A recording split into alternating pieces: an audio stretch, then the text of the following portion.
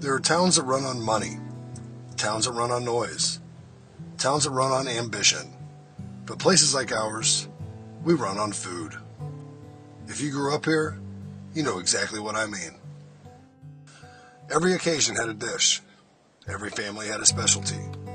Every grandma had a recipe written in handwriting. You could barely read, but somehow tasted better than anything printed in a cookbook. We didn't just make food, we shared it, like it was our own language. When someone had a baby, you brought a casserole. When someone lost a loved one, you brought 3. When a neighbor got sick, the porch would fill with covered dishes before they even got home from the doctor. Half the time, you didn't even know who delivered them. You just knew somebody cared. In school was its own food universe. There was always that one lunch dish kids would practically sprint for. In Maroa, we had peanut butter pie. The kind you could smell from the hallway. The kind that lunch ladies guarded like national treasure. The kind everybody swore tasted better in winter. And of course, every town had that one person who baked like they were keeping the whole place stitched together. Maybe it was your grandma, maybe it was your cousin, maybe it was your Aunt Ina, the one who made pies so good. People still talk about them at family gatherings, whether she was there or not. Some towns had square pizza. Some had cinnamon rolls the size of your head. Some had tacos that were suspiciously good for being made in a cafeteria built in 1964. It didn't matter what the dish was.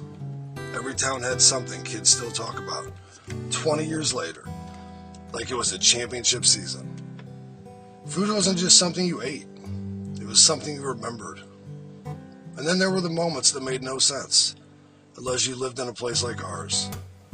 If a storm knocked out your power, somebody showed up with soup. If you forgot your lunch, some mom packed 2, just in case. If your team won a big game, half the town baked cookies, like they were feeding an army. If you visited someone's house, they offered you food, before they even offered you a chair. I used to think that was just politeness, but now I think it was something else, something bigger.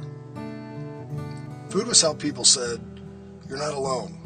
You're part of us. You matter." My grandmother always said, "You don't have to know what to say if you know what to bring."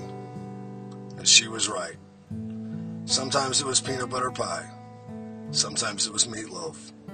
Sometimes it was dirt cake in a plastic bowl with someone's name written on tape, so you remembered to give it back, even if that same bowl had definitely been the popcorn bowl, and the salad bowl, and the puke bowl, more times than anyone wanted to admit. We didn't talk about it. We just trusted the dishwasher. But the message was always the same. We're here. We're with you. Eat something. And that's what I love most about places like Maroa. Because long after the pie is gone, long after the casserole pan gets returned, long after the meal becomes a memory, the feeling stays, the warmth stays, the belonging stays. Towns like ours feed you in more ways than one.